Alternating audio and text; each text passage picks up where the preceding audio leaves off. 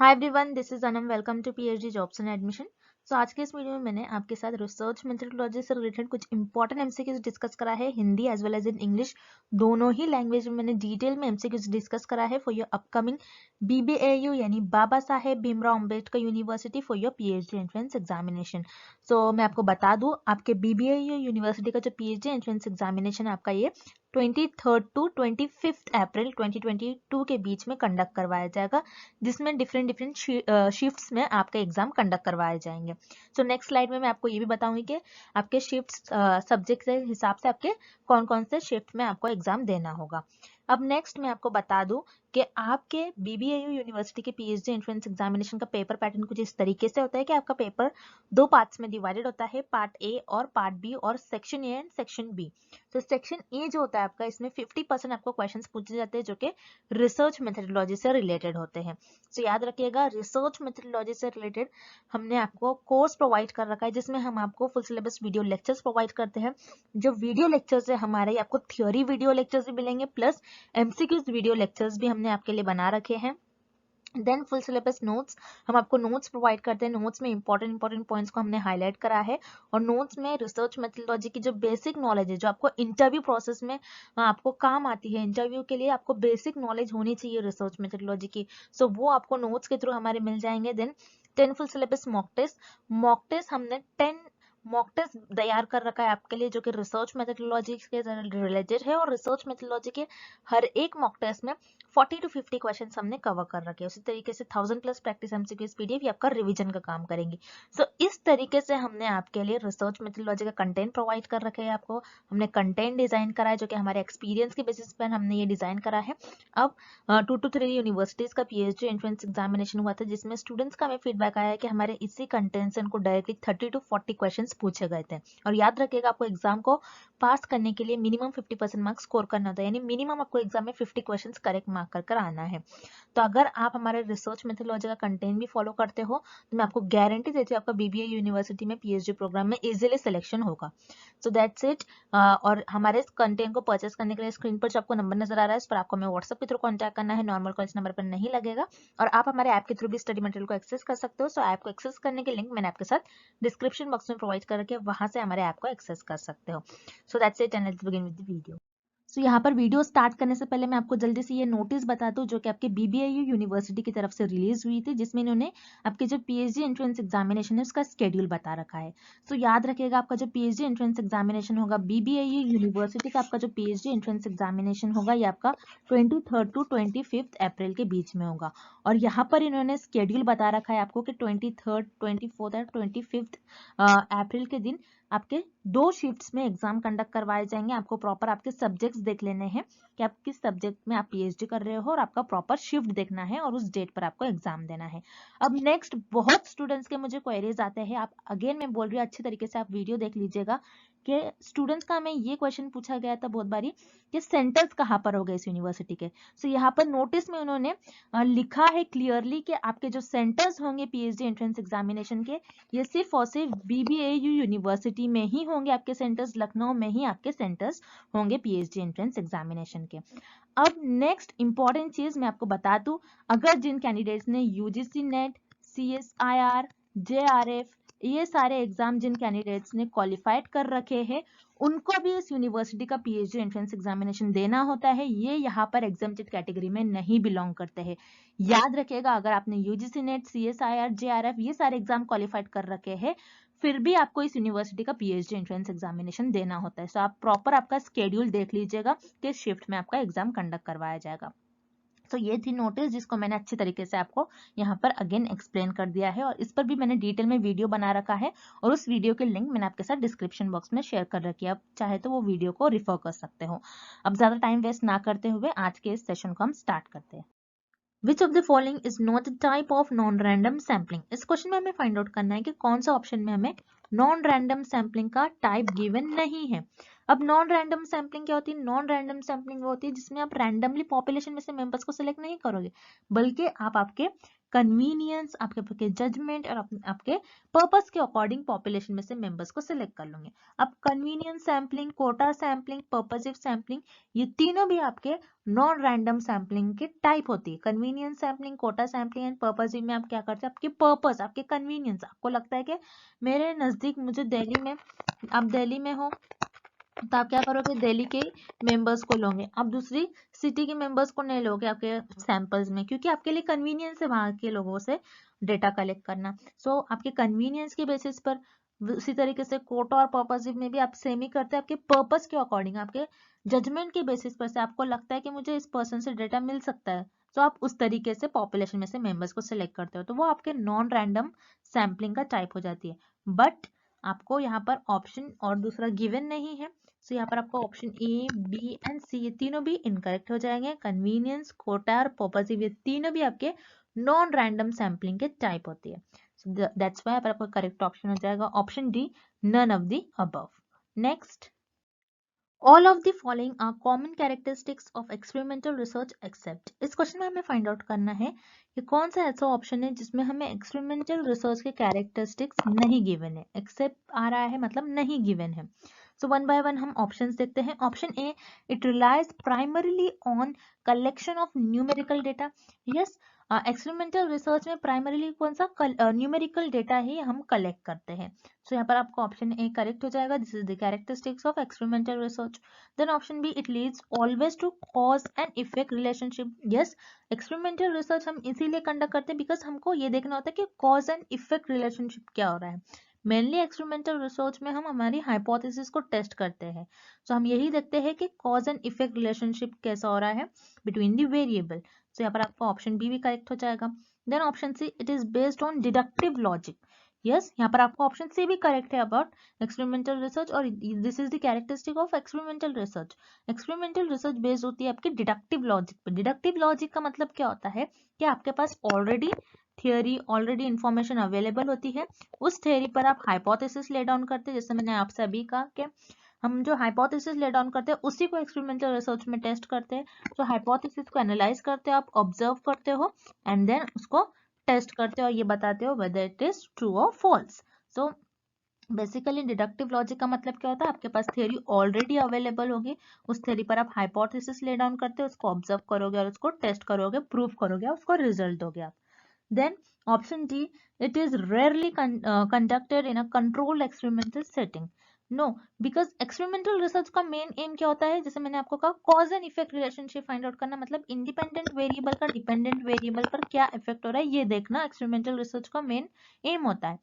लेकिन experimental research में researcher क्या करते हैं, जो एक्स्ट्रा वेरिएबल्स है जिसको हम एक्सट्रेनियस वेरिएबल कहते हैं, उनको कंट्रोल करने की कोशिश करते हैं during the experiments.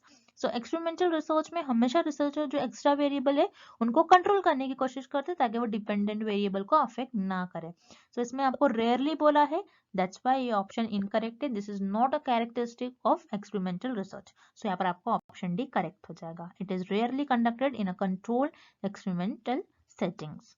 Next, the median of the series 638,957 is. इस क्वेश्चन में हमें एक सीरीज गिवन है और एक डेटा गिवन है, उस डेटा का हमें मीडियन फाइंड आउट करना है। मीडियन क्या होता है पहले तो आपको ये पता होना चाहिए। मीडियन आपके डेटा की मिडिल वैल्यू, आपके डेटा की मिडिल और सेंटर वैल्यू को हम कहते हैं मीडियन। अब मीडियन को कैलकुलेट करने के लिए आपको कुछ स्टेप्स को याद रखना है। अगर आप स्टेप्स को याद रखते हो तो आप मीडियन को कैलकुलेट करना कभी नहीं भूलोगे। तो मैं स्टेप बाय स्टेप आपको बताऊंगी कि मीडियन को कैसे कैलकुलेट करना है। सो स्टेप 1 में आपको जो भी डेटा और जो भी इंफॉर्मेशन और जो भी सीरीज गिवन है उसको आपको इंक्रीजिंग ऑर्डर में अरेंज करना है आपके डेटा को। तो आप किस तरीके से अरेंज करोगे, स्मॉलेस्ट डेटा आपके यहाँ पर स्मॉलेस्ट नंबर क्या होगा 3, देन 5, देन 6, देन 7, 8 एंड 9। ये आपका इंक्रीजिंग ऑर्डर में आपने डेटा अरेंज कर दिया। देन स्टेप 2 ये देखोगे आप कि आपका डेटा ऑड है या फिर इवन है। जैसे कि आप देख रहे हो यहाँ पर आपको टोटल कितने नंबर्स गिवन है 1 2 3 4 5 6, मतलब आपका जो डेटा है वो इवन है। अगर आपका डेटा इवन होता है तो उस केस में आपको 2 मिडिल वैल्यू मिलती है, अगर आपका डेटा ऑड होता है तो उस केस में आपको सिर्फ एक ही मिडिल वैल्यू मिलती है। सो हमारा डेटा इवन है तो हमें 2 मीडियन वैल्यू मिलेगी, मतलब आपने जो डेटा अरेंज करा है, यहाँ पर आप लेफ्ट से जा रहे हो तो थर्ड नंबर पर आपको 6 मिल रहा है, और राइट साइड से आप पर थर्ड नंबर पर आप देखोगे कि आपको 7 नंबर मिलेगा। तो इस केस में अगर आप लेफ्ट से जा रहे हो तो थर्ड नंबर पर 6 है, और राइट से जा रहे हो तो थर्ड नंबर पर 7 है। सो आप इवन में क्या करते हो, अगर आपका डेटा इवन होगा, स्टेप 3, अगर आपका डेटा इवन होगा उस केस में आप क्या करोगे, एवरेज लोगे। मतलब ये जो दो मीडियन वैल्यू, आपको दो मीडियन वैल्यू मिल गई, और तो उस दोनों वैल्यू का आप क्या करोगे, एवरेज लोगे, मतलब मीन लोगे। तो एवरेज किस तरीके से लेते हैं, 6 + 7, 6 + 7 डिवाइडेड बाय 2, 6 + 7 आपका हो जाएगा 13, 13 डिवाइडेड बाय 2 इज 6.5। तो यहाँ पर आपका इस केस में आपके जो मीडियन होगा, इस सीरीज का जो मीडियन मतलब मिडिल वैल्यू होगी वो होगी 6.5। तो यहाँ पर आपका करेक्ट ऑप्शन हो जाएगा option B 6.5। Next, which one of the following represent highly negative correlation. इस क्वेश्चन में हमें फाइंड आउट करना है कि कौन सा ऑप्शन ये रिप्रेजेंट करता है कि वेरिएबल्स के बीच में हाईली नेगेटिव कोरिलेशन है। अब नेगेटिव कोरिलेशन क्या होता है आपको ये पता होना चाहिए। रिमेंबर, मैंने आपको पिछले कई वीडियोस में बताया है कि कोरिलेशनल रिसर्च में एक कोएफिशिएंट होता है जिसे हम कहते हैं Karl Pearson's coefficient. Karl Pearson's coefficient ये आपके कोरिलेशनल रिसर्च में कोएफिशिएंट होता है जिसे हम कहते हैं Karl Pearson's coefficient. Karl Pearson's coefficient की वैल्यू -1 से +1 के बीच में लाई करती है। अगर आपके कार्ल पियर्सन्स कोएफिशिएंट की वैल्यू -1 है, मतलब कोरिलेशनल रिसर्च में आपके जो वेरिएबल्स होते हैं उनके बीच में हाईली नेगेटिव कोरिलेशन होगा। ओके, और वो परफेक्ट नेगेटिव कोरिलेटेड होंगे एक दूसरे से। ओके, परफेक्ट, क्योंकि -1 है इसलिए परफेक्ट नेगेटिव कोरिलेशन होगा बिटवीन दी वेरिएबल्स। अगर आपके कार्ल पियर्सन्स कोएफिशिएंट की वैल्यू +1 है, दैट मीन्स आपके जो कोरिलेशनल रिसर्च में वेरिएबल्स है वो परफेक्ट पॉजिटिव कोरिलेटेड होंगे। ओके, आपको याद रखना है, अगर आपका जो कार्ल पियर्सन्स कोएफिशिएंट की वैल्यू अगर 0 होती है, that means there is no relation, आपके वेरिएबल्स के बीच में कोई रिलेशन नहीं होगा। अब इस क्वेश्चन में हमें पूछ रहा है कि अगर कौन सी वैल्यू होगी जो कि आपके जो कार्ल पियर्सन्स कोएफिशिएंट की कौन सी वैल्यू होंगी जो हाईली नेगेटिव कोरिलेशन बताती है बिटवीन द वेरिएबल्स। अब यहाँ पर आपको कुछ वैल्यू गिवन है, जैसे 0 तो होगा ही नहीं, अगर 0 होता तो कुछ ना कुछ रिलेशन, नेगेटिव रिलेशन पूछ रहा है इस क्वेश्चन में, तो 0 तो होगा नहीं, 0 का मतलब होता है कि कोई रिलेशन नहीं है। तो यहाँ पर आपको ऑब्वियसली ऑप्शन डी इनकरेक्ट हो जाएगा।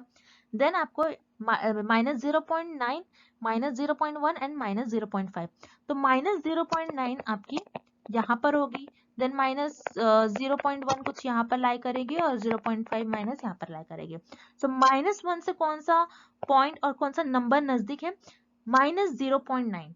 तो अगर आपके कोएफिशिएंट की वैल्यू, कार्ल पियर्सन्स कोएफिशिएंट की वैल्यू -0.9 होती है, तो ये हाईली नेगेटिव कोरिलेशन हो गए बिटवीन दी वेरिएबल्स। तो यहाँ पर आपका करेक्ट ऑप्शन हो जाएगा option A -0.9। Next, any numerical value calculated from sample data is called. इस क्वेश्चन में हमें फाइंड आउट करना है कि ऐसे न्यूमेरिकल वैल्यू जिसको आप सैंपल के डेटा से कैलकुलेट करते हो, सो उसे हम क्या कहते हैं। तो ऐसे न्यूमेरिकल वैल्यू जो आप सैंपल से कलेक्ट करते हो और कैलकुलेट करते हो सैंपल्स के डेटा से, उसे हम कहते हैं स्टैटिस्टिक।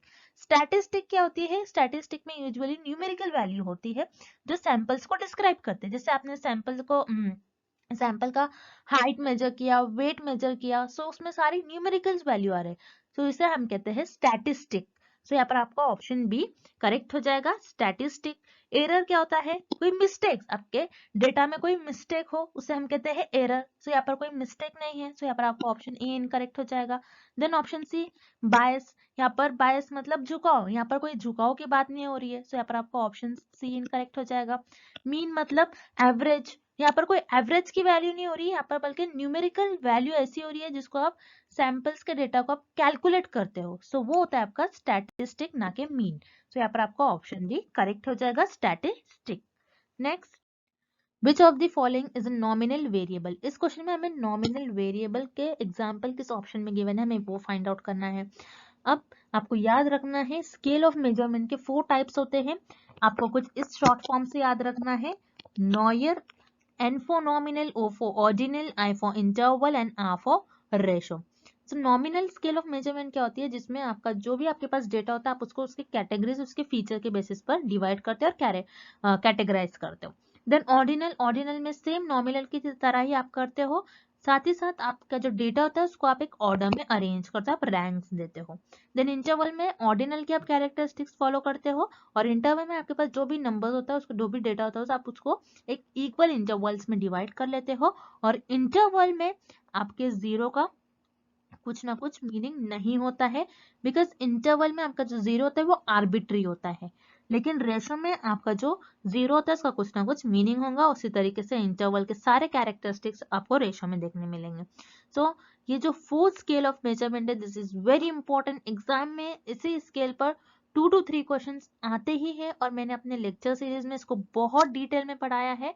जो मेरे बैच के स्टूडेंट्स हैं उनको बहुत अच्छी तरीके से आ गया होगा, क्योंकि मैंने अपने लेक्चर सीरीज में इसको बताया है बहुत अच्छी तरीके से. सो अब हम चलते हैं क्वेश्चन की तरफ. जैसे हमें इस क्वेश्चन में पूछ रहा है कि नॉमिनल वेरिएबल का एग्जांपल हमें किस ऑप्शन में गिवन है. सो हम वन बाय वन ऑप्शंस देख लेते हैं. ऑप्शन ए, एज. एज क्या है? एज कुछ भी हो सकती है. एज 0 हो सकती है, 1 2 3 कुछ भी हो सकती है. अगर आपकी एज 0 है मान लीजिए, मतलब उस दिन आपकी बर्थ हुई थी, उस दिन आप पैदा हो गए थे, मतलब एज जो है आपका ये रेशो वेरिएबल का एग्जांपल होगा, नॉट नॉमिनल. सो यहाँ पर आपका ऑप्शन ए इनकरेक्ट हो जाएगा. Then option B, monthly income. Monthly income किसी की मंथली इनकम नंबर्स में हो सकती है. सो यहाँ पर हर नंबर पॉसिबल है, लेकिन मंथली इनकम 0 भी हो सकती है. मतलब 0 इनकम में मतलब आप अनएम्प्लॉयड हो, ओके, आप काम नहीं कर रहे हो. सो मंथली इनकम भी आपका रेशो वेरिएबल का एग्जांपल होगी, नॉट नॉमिनल. तो यहाँ पर आपका ऑप्शन बी इनकरेक्ट हो जाएगा. Then option D, grade point average. So किसी का ग्रेड पॉइंट है, किसी के ग्रेड पॉइंट का एवरेज है. सो यहाँ पर आपका जो ग्रेड पॉइंट एवरेज है ये इंटरवल में आ जाएगा. ये इंटरवल की कैरेक्टरिस्टिक्स होंगी, बिकॉज आपके जो ग्रेड पॉइंट का एवरेज है वो 0 नहीं हो सकता है. सो यहाँ पर आपका ये इंटरवल का एग्जांपल होगा, बल्कि नॉट नॉमिनल. सो यहाँ पर आपका ऑप्शन डी भी इनकरेक्ट हो जाएगा. Then option C, religion. So yes, religion एक क्या है बोलेंगे हम इसको, एक कि ये फीचर है, कैरेक्टरिस्टिक्स है. हर पर्सन का रिलीजन अलग हो सकता है. सो हम क्या कर सकते हैं, रिलीजन के बेसिस पर पर्सन को डिवाइड कर देंगे. सो यहाँ पर आप उनके कैटेगरीज के, उनके कैरेक्टरिस्टिक्स के बेसिस पर उनको कैटेगराइज कर रहे हैं, उनके फीचर्स के बेसिस पर उनको कैटेगराइज कर सकते हो. सो रिलीजन जो है ये आपके नॉमिनल वेरिएबल का एग्जांपल होगी. सो याद रखिए, नॉमिनल और ऑर्डिनल में आपके पास जो डेटा होता है बेसिकली वो ज्यादातर नंबर के फॉर्म में नहीं होता है, लेकिन इंटरवल एंड रेशो में आपका जो डेटा होता है वो नंबर्स के फॉर्म में होता है. तो इसी तरीके से नॉमिनल वेरिएबल का एग्जांपल हो जाएगा option C, religion. Next, variable which can take any fractional value within a specified range of values may be called. इस क्वेश्चन में हमें एक वेरिएबल की डेफिनेशन गिवन है, हमें फाइंड आउट करना है किस वेरिएबल की डेफिनेशन होगी. सो इस डेफिनेशन में हमें बता रहा है कि एक ऐसा वेरिएबल जिसमें fractional value as well as all range. मतलब फ्रैक्शनल वैल्यू क्या होती है, जो डेसिमल में होती है वो सारी वैल्यूज, वो सारा रेंज पॉसिबल हो उस वेरिएबल में. तो उस वेरिएबल को हम क्या कहते हैं, तो याद रखिएगा उस वेरिएबल को हम कहते हैं continuous variable. So continuous and discrete variable, mainly ये दो टाइप के वेरिएबल होते हैं रिसर्च में. तो डिपेंडेंट वेरिएबल ये तो आपका एक्सपेरिमेंटल रिसर्च का एक पार्ट होता है. ये आपके क्वेश्चन से ये पॉइंट रिलेटेड नहीं है, ये ऑप्शन रिलेटेड नहीं है. उसी तरीके से एट्रीब्यूट क्या होता है, एट्रीब्यूट किसी की क्वालिटीज, किसी की फीचर्स, किसी के कैरेक्टरिस्टिक्स को बताता है. सो यहाँ पर आपका ऑप्शन डी भी ऑब्वियसली इनकरेक्ट हो जाएगा. सो ऑप्शन सी और डी ये तो इनकरेक्ट ही है. सो आपको कंफ्यूजन बस ऑप्शन ई एंड बी में होंगी, जो कि है कंटीन्यूअस एंड डिस्क्रीट वेरिएबल. सो आपको याद रखना है वेरिएबल्स के आपके दो टाइप्स होते हैं, एक होता है आपका कंटीन्यूअस एंड सेकेंड होता है आपका डिस्क्रीट वेरिएबल. कंटीन्यूअस वेरिएबल क्या होता है, जिसमें सारी वैल्यूज पॉसिबल हो, जैसे 1, 1.1, 1.2, 1.3, 4, 4.2, 4.1, 4.8 सारी वैल्यूज पॉसिबल हो, तो उसे हम कहते हैं कंटीन्यूअस वेरिएबल है, क्योंकि इसमें फ्रैक्शनल वैल्यू हर एक वैल्यूज पॉसिबल हो सकती है. लेकिन डिस्क्रीट वेरिएबल जैसे नेम नहीं मिलेंगे, जिसमें डिस्क्रीट वैल्यू हो, जैसे 1, 2, 3, 4, 5, 6. तो यहाँ पर क्या होता है 1 और 2 के बीच में जो सारी वैल्यूज लाई करती है, जैसे 1.1, 1.2, 1.34, 1.5 एंड सो ऑन, सो ये सारी वैल्यूज डिस्क्रीट वेरिएबल में पॉसिबल नहीं हो सकती, ज्यादातर डिस्क्रीट वेरिएबल में फ्रैक्शन वैल्यू पॉसिबल नहीं होती है। सो यहाँ पर आपका ऑप्शन बी भी इनकरेक्ट हो जाएगा। सो क्वेश्चन में हमें पूछ रहा है ऐसा वेरिएबल जिसमें सारी फ्रैक्शनल वैल्यूज पॉसिबल हो सकती है, तो वो वेरिएबल होता है आपका कंटीन्यूअस वेरिएबल। सो यहाँ पर आपका ऑप्शन है करेक्ट हो जाएगा। This is the definition of continuous variable. Next, the correlation between intelligence test scores and grades is expected to be। इस क्वेश्चन में हमें फाइंड आउट करना है कि दो वेरिएबल्स गिवन है, intelligence test score and grades, इन दोनों वेरिएबल्स के बीच में कैसा कोरिलेशन है, वो एक दूसरे से कैसे कोरिलेटेड है, हमें ये फाइंड आउट करना है। जैसे कि दो वेरिएबल्स गिवन है, जैसे आप देखेंगे ग्रेड्स, आपके जितने ज्यादा ग्रेड्स होंगे उतना ज्यादा आपका इंटेलिजेंस को, आपका जो भी स्कोर्स आएगा, आप क्या बोलोगे, उतना ज्यादा आप इंटेलिजेंट हो, जितना ज्यादा आपका ग्रेड आता है, जितना ज्यादा क्लास में जिस बच्चे का ग्रेड आएगा उतना ज्यादा उसको हम क्या बोलेंगे, वो इंटेलिजेंट है। सब देख रहे हो, ग्रेड ये एक वेरिएबल है, इंटेलिजेंस टेस्ट स्कोर ये एक दूसरा वेरिएबल है। जितना ज्यादा ग्रेड उतना ज्यादा आपका इंटेलिजेंस लेवल, मतलब यहाँ पर दो वेरिएबल है और दोनों भी वेरिएबल सेम डायरेक्शन में मूव कर रहे हैं। जब भी दो वेरिएबल सेम डायरेक्शन में मूव करे, तो उस केस में हम कहेंगे उनके बीच में, उन दोनों वेरिएबल के बीच में पॉजिटिव कोरिलेशन। जब भी दो वेरिएबल्स अपोजिट डायरेक्शन में मूव करते हैं तो हम कहेंगे वो नेगेटिव कोरिलेशन है। जब भी वेरिएबल्स के बीच में अगर कोई रिलेशन नहीं है तो उसे हम कहते हैं जीरो कोरिलेशन। बट इस केस में आप देख रहे हैं आपको दो वेरिएबल गिवन है, ग्रेड एंड इंटेलिजेंट टेस्ट को, दोनों भी वेरिएबल सेम डायरेक्शन में मूव कर रहे हैं, इसलिए इन दोनों वेरिएबल्स के बीच में जो रिलेशन होगा उससे हम कहते हैं पॉजिटिव कोरिलेशन। तो इन दोनों वेरिएबल के बीच में पॉजिटिव कोरिलेशन होगा। सो यहाँ पर आपका ऑप्शन सी करेक्ट हो जाएगा, positive. Next, in which of the following methods of data collection there is possibility of face-to-face interaction between the researcher and respondent। इस क्वेश्चन में हमें फाइंड आउट करना है ऐसा कौन सा डेटा कलेक्शन मेथड है जिसमें ये पॉसिबिलिटी हो कि रिसर्चर एंड रेस्पोंडेंट्स के बीच में फेस टू फेस इंटरेक्शन हो। सो वो कौन सा डेटा कलेक्शन मेथड होगा, हमें ये फाइंड आउट करना है। सो वो आपका होगा क्वेश्चनर एंड स्केड्यूल। क्वेश्चनर क्या होता है, क्वेश्चनर आपका रिटन हो सकता है या फिर ओरल भी हो सकता है। जैसे ओरल होगा मतलब इंटरव्यू, क्वेश्चनर में इंटरव्यू भी कंडक्ट करवाया जाता है समटाइम। इंटरव्यू में क्वेश्चनर में क्या होता है, इंटरव्यू कंडक्ट करवाया जाता है जिसमें रिसर्चर एंड रिस्पोंडेंट्स के बीच में फेस टू फेस इंटरेक्शन होता है। लेकिन क्वेश्चनर में क्या होता है, सारे क्वेश्चन पहले से रिकॉर्डेड होते हैं, पहले से डिसाइडेड होते हैं, बस रिसर्चर वहां पर ऑप्शंस भी होते हैं, बस उनको टिक कर देता है। तो उस तरीके से क्वेश्चनर होता है। क्वेश्चनर में इंटरव्यू होता है जिसमें फेस टू फेस इंटरेक्शन होता है रिसर्चर एंड रिस्पोंडेंट के बीच में। उसी तरीके से स्केड्यूल में भी सेम होता है, रिसर्चर एंड रिस्पोंडेंट के बीच में फेस टू फेस इंटरेक्शन होता है। स्केड्यूल में भी जो लिस्ट होती है रिसर्चर के पास में सारे क्वेश्चंस पहले से ही प्लान करते हैं रिसर्चर, प्री प्लान होते हैं सारे क्वेश्चन, लेकिन स्केड्यूल में ब्लैंक स्पेस होती है, उन स्पेस को रिसर्चर फिल करते हैं। क्वेश्चनर में रिसर्चर क्या करते हैं, रिसर्चर के पास क्वेश्चन होते हैं और 4 ऑप्शंस होते हैं, उनको सिर्फ रिसर्चर टिक करते हैं। लेकिन स्केड्यूल में रिसर्चर के पास ब्लैंक स्पेस होती है, उस ब्लैंक स्पेस में रिसर्चर रिस्पोंडेंट्स के रिस्पॉन्स फिल करते हैं। तो यही डिफरेंस होता है क्वेश्चनर एंड स्केड्यूल में। क्वेश्चनर एंड स्केड्यूल ये दोनों भी मेथड में इंटरव्यू होता है, इंटरव्यू के थ्रू रिसर्चर एंड रिस्पोंडेंट्स ये दोनों का फेस टू फेस इंटरेक्शन होता है जिसमें रिसर्चर डेटा को कलेक्ट करते हैं। तो यहाँ पर आपका ऑप्शन ए बी दोनों करेक्ट है। Then option C non participant observation.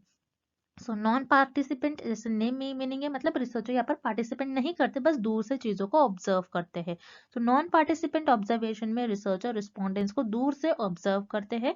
तो नॉन पार्टिसिपेंट ऑब्जर्वेशन में रिसर्चर एंड रिस्पोंडेंट्स के बीच में कोई फेस टू फेस इंटरेक्शन नहीं होता है। सो यहाँ पर आपका ऑप्शन सी इनकरेक्ट हो जाएगा। So here correct option is option D, both A and B questionnaire and schedule में researcher and respondent के बीच में face to face interaction होता है। So यहाँ पर आपको option D correct हो जाएगा। Next, an essential criteria of scientific study is। इस क्वेश्चन में हमें फाइंड आउट करना है कि साइंटिफिक स्टडी का एक इंपॉर्टेंट क्राइटेरिया क्या होता है। एसेंशियल मतलब इंपॉर्टेंस, आप किस चीज को ज्यादा इंपॉर्टेंस देते हो साइंटिफिक स्टडी में। तो याद रखिए इस क्वेश्चन का करेक्ट ऑप्शन हो जाएगा ऑब्जेक्टिविटी।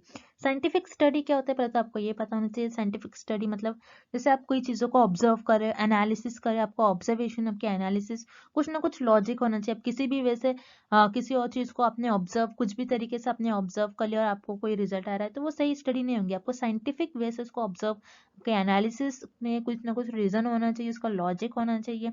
आप अगर कोई हाइपोथेसिस ले डाउन कर रहे हो तो उसके पीछे आपका जो भी उस हाइपोथेसिस का आपका जो भी ऑब्जर्वेशन होता है, आप जो भी तरीके से एनालिसिस करते हो, आपका ऑब्जर्वेशन, आप किस तरीके से चीज़ों को ऑब्जर्व कर रहे हो, तो उसके पीछे कुछ ना कुछ लॉजिक और रीजन होना चाहिए, तो उसी को हम कहते हैं साइंटिफिक स्टडी। तो साइंटिफिक स्टडी का मेन और इम्पॉर्टेंट क्राइटेरिया होता है ऑब्जेक्टिविटी, मतलब आपका ऑब्जेक्टिव क्या है, आपका गोल क्या है, आपका एम क्या है, आप क्यों उस तरीके से आप उसको ऑब्जर्व किया आपने, तो ये सारी चीजें आपके ऑब्जेक्टिव में आती है। So important criteria of scientific study is objectivity. तो बिलीव, वैल्यू एंड सब्जेक्टिविटी ये भी होता है, लेकिन इस क्वेश्चन में हमें एसेंशियल पूछ रहा है, मतलब बहुत ज्यादा इंपॉर्टेंट। तो इंपॉर्टेंस हम साइंटिफिक स्टडी में देते हैं ऑब्जेक्टिविटी को, दैट्स व्हाई आपका करेक्ट ऑप्शन हो जाएगा option D, objectivity. And thank you for watching this video. Good luck with your preparation and see you tomorrow with another video.